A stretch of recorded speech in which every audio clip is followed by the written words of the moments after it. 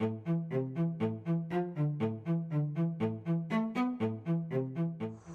there, drone fans. Rick here again from Drone Valley. Well, today is another beautiful day in New Jersey, and it's my first day of flying the brand new Zino Mini Pro. It's sitting right over there on the mat. Now, before I put this one up in the air, let me tell you what I did to get it started. It came out of the box, it was bound fine to the controller, but there was immediately a firmware update, which I did to the drone, and that corrected a few things that I think people were complaining about with the drone initially. And then when I went out to fly today, there was actually another update that was released on the 6th that I applied to the drone as well. So both of those firmware updates fix what are called known bugs within the drone, and I'm sure that's just minor adjustments about some of the technology inside of it. And again, every drone company out there has done firmware updates as soon as they release the drone. Anyway, for today, I've got the drone on the mat, I've got a fully charged battery in it. Again, it bound really well to the controller. It came up actually bound to the controller. I'm using an iPhone here with a short cable to the controller, and I've got the application loaded here. Now, what's different about the Hubsan Zino Mini Pro compared to other drones that I fly is when it's sitting on the mat, you don't actually have an FPV view. So you've got a black screen, and they kind of spin down the FPV view because it takes a lot of cycles of the CPU to actually make that video come back to your controller. And I think they're trying to cut back on those cycles because the unit does run a little bit hot. Now, I'm going to put it up in the air and fly it downfield just to see how it handles, and then I'll let you know what I think of the flight. I promise you, I've got a bunch more batteries with me, and I've got a portable battery bank where I can charge all the batteries out in the field. So I'll be flying this thing like crazy over the next couple of days. I'll put a short reel together of all the flights that I've done with it, and then I want to come back at the end of this clip and give you my first impressions, because I know there's a lot of conversation out there about the Hubsan Zino Mini Pro and things that it can or can't do, which is interesting to me because there aren't that many of these that are actually in reviewers' hands yet, but there's a ton of speculation about what this drone can't do. So I want to come back at the end and let you know what I've tested over the next couple of days and give you a feel for what's real, what's not real, what's rumor, and kind of settle some of that stuff down, because as I said in the first clip, I'm a huge fan of any competition in this space, and I'm fully expecting that drone's not going to be perfect at takeoff. But if it gets better over time and it's got the features I need day one, that's all I really need to see. So anyway, enough jammering on about me. Let's get this guy up in the air. So to take off, you can't pull the two joysticks down and start it. You've got to use the takeoff button on the application. So I'll tap that. It says, "Are you sure you want to take off?" Yes, I do. All right, it's spun up the propellers and the drone's elevating. It's up to about, I'm going to say 4 feet, something like that. Then it's holding its position. Now, my first observation is it's incredibly stable in the air. It's not moving around a lot, not a lot of drift. It's not ascending or descending. It's not moving horizontally or vertically. So I like that a lot. Now, before I put any drone downfield, I always like to get a feel for the controls. So I'm going to move it around a little bit. Let me ascend and descend. I've got it in normal mode, and then left and right. All right, pretty good. And then forward and back. Yeah, I like that. Sort of slides into the stop, which is really nice. And I'll have to see if the adjustments allow me to mess around with that a little bit, but I like it an awful lot so far. So let me send it downfield right now. Now, I may giggle a little bit. I can't help myself when I get a new toy like this. I'm always having a lot of fun out here in the field. So let me start the recording. Hold on, let me switch over to camera. Start the recording. There we go. Now I'm going to send it downfield. And away we go. Oh man, that's pretty quick in normal mode. Oh, that video is fantastic. All right, let me turn it downfield this way. Just get a view. I'm going to take it up to about 100 feet. I don't want to take it too far because I got to keep an eye on it. And again, it's a brand new drone, so I got to trust it, and I do trust it. All right, I'm up at about 100 feet, and I'm probably like 300 feet out. And as far as I can tell, it's holding position fine. The video is nice and stable. Man, is that a gorgeous picture. All right, let me spin it down a little bit to get some more of the field. Fantastic. Ooh, a bird just flew by there. Well, that was pretty close. All right, let me spin it. I want to get a shot of the field down there because there's some beautiful farms. Let me take it up a little higher. Right now it's at about 100 feet. Let me go up a little bit higher to get a view of those fields, just to give you some contrast. And the horizon's a little bit off. It's not perfect, but again, there's an adjustment for the horizon on here, so you can make that adjustment if needed. All right, I got to keep an eye on the drone. I don't want to spin this thing too far. All right, sounds good. Uh-oh, there's a lot of birds circling up there. I think that's probably a bad sign. So let me spin it around and start heading back for the home position here so I can land it. And then I'm gonna fly this thing again like crazy over these next couple of days because man, I've got a lot of beautiful weather. It's a long Labor Day weekend, and I think we're gonna have a lot of fun with this drone.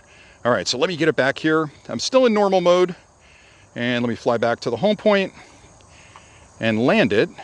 There we are. All right, so come on down and come on back. All right, almost there. There we go. Man, it's beautiful in flight. I keep using that word beautiful because I think it's just a tremendously good looking drone in flight. It's nice and smooth, and I'm not seeing any drifting at all in the sky. So again, I'm gonna have to spend some time with this, but I had 2 firmware updates that came in for it that I think really impacted, boy, big bike went by there. Really impacted the stability of it. So, all right, we're coming in. Let me put her down. See how close I can get to the H. This is always my big test here. Let's see how Rick can do with these controls. All right, brand new drone, so give me a little bit of slack here. They're all a little bit different. They're a little bit touchy for me. Come on, come on, come on down. Oh, please land on that mat. Please don't embarrass me.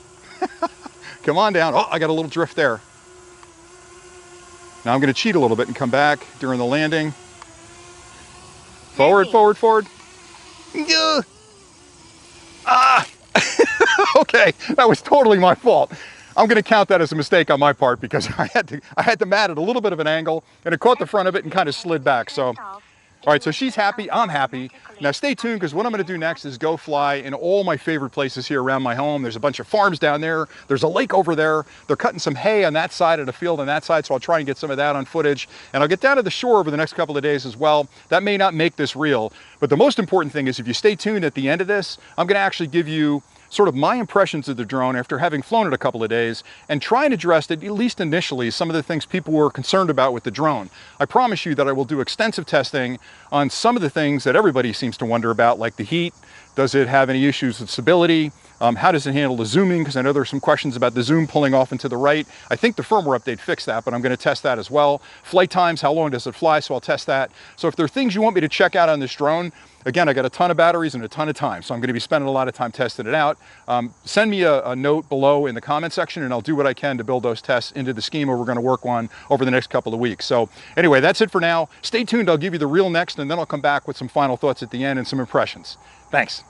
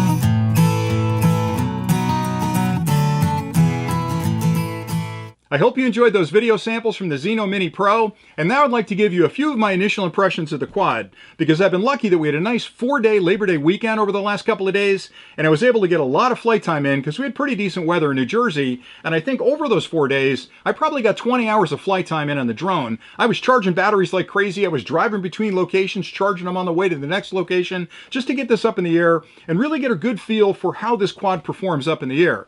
Now, I did spend some time checking out some of the other reviews that are on YouTube about the quad, and there were some things brought up in those reviews that I thought I wanted to test for myself, because I never like to listen to somebody just speculating on what they think a product can do, because I think that's dangerous. Because when you say it doesn't do X and people hear that, then I start getting comments going, hey, I heard from somebody else it doesn't do X. Well, until I test it, I can't really say whether it does or doesn't do X. So with me, being a technical person, I need to see the numbers. I want to put it up in the air and get some physical confirmation that it does or doesn't do certain things. So I'm going to spend a little bit of time in future clips isolating different aspects and different questions I've seen from people out there to test through them. Things like, does it get really hot? Is there an issue with the compass? How does the crash avoidance work? Can it really fly 40 minutes? All of those really deserve a little bit more time than I can squeeze in here with my initial impressions. But I will tell you, overall, this quad really impressed me because I was really watching those video clips before it actually arrived here, a little bit worried that it was not going to do everything the company said it could do. And honestly, it doesn't do everything the company says it can do. There are things that are still missing from it that I'm sure they're going to fix with firmware. And I know people out there are saying already, Rick, you're being way too optimistic. They're not going to fix it through firmware. But just to give you a couple of examples, since the drone arrived, when I first opened it up, there was a firmware update. And then on the 6th, a couple of days ago, there was another firmware update that fixed other things. And today, there was an update for the controller that fixed other things. So Hubsan is really looking at these issues or questions that they're getting from viewers, and they're making changes to the firmware to implement fixes for those things. But initially, there were a couple of things that really worried me. The first one had to do with the heat. A lot of people said, oh, this thing gets white hot when you put it up in the air, and you can't hold it in your hand. It's going to burn your hand, and it's just really a bad design. Well, honestly, I flew it a lot, and my observations around the heat were that if you were flying it and actually flying it around, it would land and you could hold it in your hand. Now, of course, the bottom's warm, and that's the job of the heatsink. It's supposed to get warm because those little waffles in there are designed to radiate the heat that's generated by all the brains inside the unit thinking really hard, and it's going to get warm. But it was never white hot to the touch. It was never a situation where I couldn't hold it in my hand. The only time I found that to be a big issue was if I hover for too long. And then when I brought it in and put it in my hand, I could feel the warmth in my hand. So it definitely got warmer when it's hovering, but you have to think about that for a second. For example, if you're sitting in a crowded room, maybe you're at a high school play or something, and there's a lot of people around you that are all really 100-watt light bulbs generating heat, you're going to get hot. Now, what do you do when you get hot? You start waving the program in front of your face, forcing air past you. Well, that's exactly the problem here. If you're hovering, the air's not passing alongside that quad and underneath the quad to pull that heat away. So hovering is not something you want to do. And the only time I really did that was to test the flight time, and I noticed a big increase in the heat. The other time you might have an issue with heat is when you're transferring files from here to your computer or when you're doing firmware updates. Now, they did include this little heat cage here, and I know a lot of people picked on this and said, well, that's kind of a hokey thing. You got to pop this on the bottom. Don't fly with this. You don't need it when you're flying. But if you're transferring files or you're doing a firmware update, just pop this on the bottom, and what it does is lift the heat sink up off the surface. So if you're on a desk like this and it gets a little bit warm, it may not damage that surface, so you put this heat shield on it. Another thing you can do, which I think is even easier, is just flip it over. And then you've got the heat sink on the top, and what happens to heat? Heat rises. So if you've got it upside down and you're transferring files to your computer, that heat's going to rise off the bottom of it, and you're never going to have to worry about burning your desk. I'd suggest the same thing if you're doing firmware updates. All right, the other thing I noticed was with the compass calibration. I know one of the clips talked about every time they spun it up, they had to calibrate the compass. I did a little bit of testing around that, and what I found was it's pretty sensitive to metal.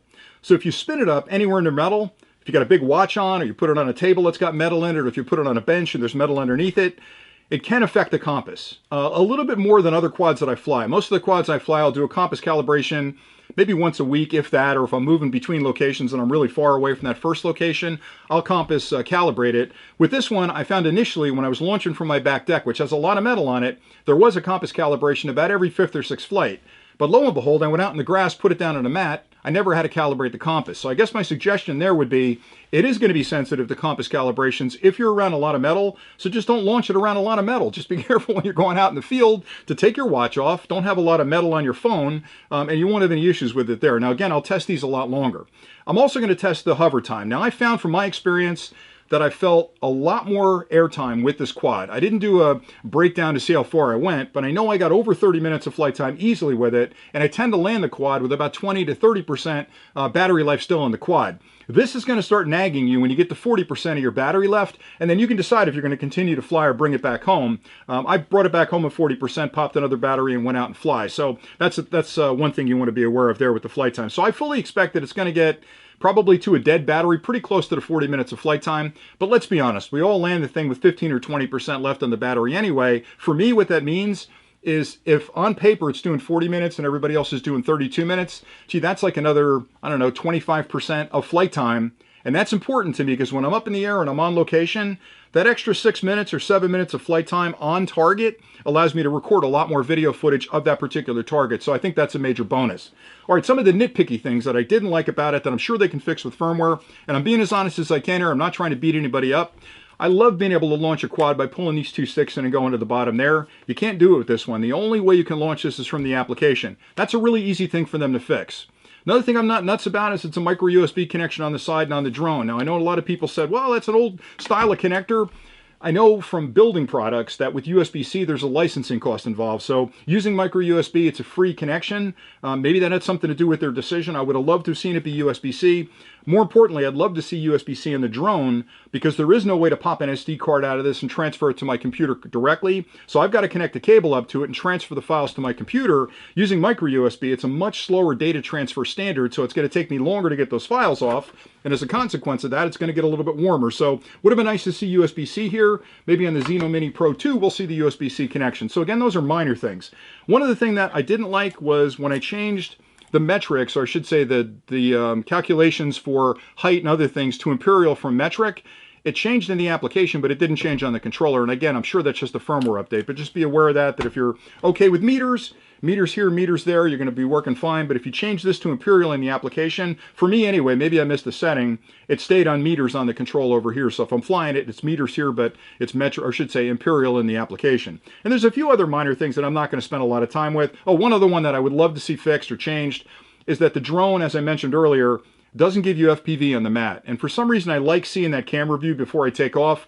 With this one, it's just a black screen. The minute you launch it and it hovers up to about 4 feet, then the camera turns on and you're ready to go. You can get used to that over time. I did as well, so maybe that's not that big a deal. It's just me being me, right? It's just questions I had. So anyway, I'll follow up on all of these. And again, I do have a direct line into Hubsan.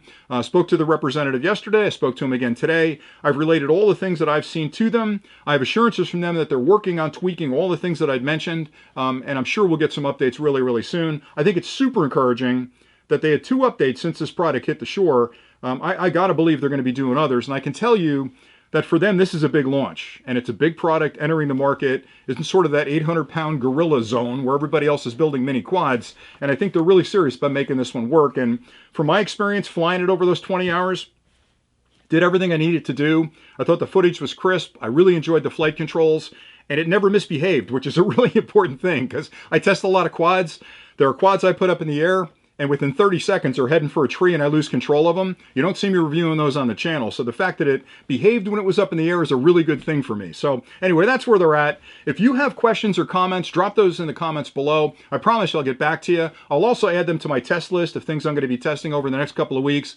And if I find that they are actually issues, I'll pass those along to Hubsan as well so their engineers can take a look at it. And that's pretty much it for today. So I hope you found this clip helpful. I promise you there's probably a half a dozen clips that I'm working on right now that I'll be posting over the next week or two, going into very specific things about the quad, testing the flight time, the temperature, all the things you guys are asking about. So make sure you tune back into the channel to check those out. And if you haven't subscribed to the channel, what are you waiting for? Hit that little icon down there and join the Drone Valley family because we love talking about technology. And I can't tell you specifics, but there's a lot of cool technology coming that you're going to want to view. So this is the place to be if you're looking for high-tech stuff. Anyway, that's it for today. I hope you guys are getting a lot of flight time out there. And I'm laughing because I'm so excited to get back outside and fly this again. But anyway, until next time, happy flying.